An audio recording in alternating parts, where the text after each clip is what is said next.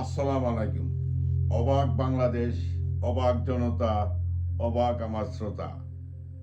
আরে ভাই, যে ইনসাফের কথা কয়, ইনসাফ মানে আইনের শাসন। আইনের শাসন, সারা বিশ্বে আইনের শাসন আছে। নাস্তিক দেশে আইনের শাসন আছে, কিন্তু বাংলাদেশে নাই। ইনসাফের কথা কইলে, আইনের শাসনের কথা কইলে আমারে বানাইব রাজাকার, আমারে বানাইব জঙ্গিবাদ। আরে ভাই, আমি তো মরে যাবো, বয়স তো বহুত হয়েছে, এই যে মাথার চুলও কিছু কমে আছে। তো অসুবিধা কি যদি আজরাইল আগে রুহ নেয়, এটাও মরা, আর গুলি করে মারলো, এটা না। কিন্তু ইনসাফের কথা তো বলতে হবে। হাদি ইনসাফের কথা বলতে বলতে তাকে অল্প বয়সে প্রাণ চলে গেল। তার দুধের একটা বাচ্চা আছে, তাকে মেরে ফেলা হয়েছে। আরে বাবা, তোমরা কোন ইনসাফ চাও দেশে? তোমরা তো দেশে লুটপাট করছো। বিএনপির যে আমলিকের দোসর, হিন্দুস্তানি দোসর, ওই যে কি জানি বলে শিল্পপতি, এলিট, এলিট নামে এলিট, কিন্তু তারা হইলো ব্যাংকের টাকা চুরি করে কেমনে, ঋণ খেলাপির নামে। আরে বিএনপির নেতারা কিভাবে চুরি করে হিন্দুস্তানি আমলিকের দোসর না হইলে 26,000 কোটি টাকা। হেরাই আবার দোসর কার? তারেক রহমানের। এই টাকা দিয়ে আবার তারেক রহমান ফাটাফাটি লাইব্রেরি করছে, মানে চুরির টাকা তারেক রহমানও পাইছে। তার ঘর ভাড়া 10 লক্ষ টাকা প্রতি মাসে, তার 20 টাকা দামের গাড়ি ছিল, মেয়ে ব্যারিস্টার হয়েছে। তার অর্থ হলো ওই যে জনগণের টাকা, দেশের টাকা লুটপাট করতে যারা, তারা আবার হেরে কিছু ভাগ দিছে।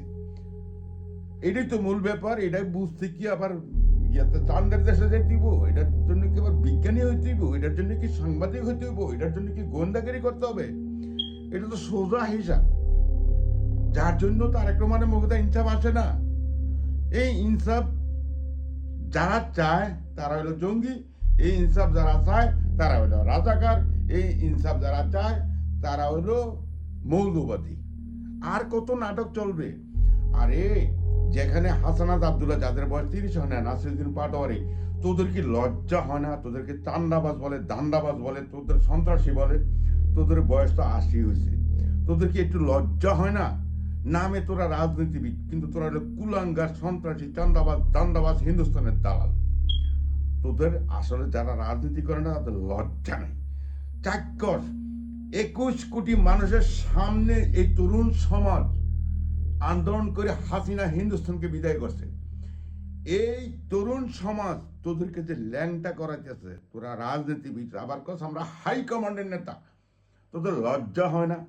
তোরা যে ব্যাংক ডাকাত ধরা খাইছ, তোরা যে চান্দাবাজি করস, দিবালোকে ধরা খাইছ, তোরা যে খুনি ধরা খাইছ, তোরা যে এই 16 বছরের দোসর ছিলি, লক্ষ লক্ষ মানুষকে হত্যা করছে, এটা তো প্রকাশ হয়ে গেছে 21 কোটি মানুষের সামনে। তারপরে আবার এই নির্লজ্জা বেহায়ের মতন আবার বক্তব্য দিতে আসস, বলো এরা নাতিভূতি, এরা বুঝে না। মানে তোমরা বুঝো সব, মানে তোমরা ধোকা দিয়া বোকা বানাইয়া মানুষকে খাইবা, লুটপাট করবা, হত্যা করবা, মানে তোমরা সব বুঝো। গণতন্ত্র নামে একটা ভণ্ডামি পাইছো। আরে গণতন্ত্র নাই, এটা কি ওই বার্মিজ গণতন্ত্র চালাইছ বাংলাদেশে? এটা কি উগান্ডা বানাইছ? আর কত করবি, আর কত খাইবি দেশটাতে লুটপাট করে? চোরের বাচ্চারা আবার জনসম্মুখে কথা বলস। এরা ছোট মানুষ, এরা বেয়াদব। মানে উচিত কথা কইলে তোরা যে কুখ্যাত বুইরা ছাগল, তোরা যে লুটপাটকারী, গণহত্যাকারী, এটা কইলে, ব্যাংক ডাকাত করে খাচ, এটা কইলে এরা বেয়াদব। উচিত কথা কইলে বেয়াদব, উচিত কথা কইলে রাজাকার, উচিত কথা কইলে জঙ্গি, উচিত কথা কইলে তারা পাকিস্তানের দোসর। এইসব নাটক আর কতদিন চলবে বাংলার বুকে? আমরা ইনসাফ চাই। ওই জামাতের কোনো কলঙ্ক নাই। 50-50 বছর জামাত কাউকে 1 টাকা চান্দাবাজি করে না। আমি চ্যালেঞ্জ, যে জামাত 50-50 বছর কারো ক্ষতি করে নাই, কার জমিন দখল করে নাই, তারা কর্মসংস্থান রেডি করছে 50 লক্ষ। এই বাংলার মাটিতে জামাত ক্ষমতায় আসলে 1 কোটি, যাদেরকে চান্দাবাজ বানিয়েছে তারা ইনসাফের পথে আসবে, সুন্দর লাইফলিড করবে, কর্মসংস্থান হবে। বাংলাদেশে চান্দাবাজ বলতে, ব্যাংক চোর বলতে কিছুই থাকবে না। সেই জামাতকে প্রয়োজন। জামাত কলঙ্ক মুক্ত। তোরা জামাত ইনসাফের কথা বলে, আইনের শাসনের কথা বলে, কর্মসংস্থানের কথা বলে, এই জন্য রাজাকার। এসব ফালতু 12দের টাইটেল দেওয়া বাংলার রাজনীতি হবে না ইনশাল্লাহ। বাংলাদেশ জিন্দাবাদ, ইনকলাব জিন্দাবাদ। এবং ওসমান হাদি, তার তাকে আল্লাহ জান্নাতবাসী করুক।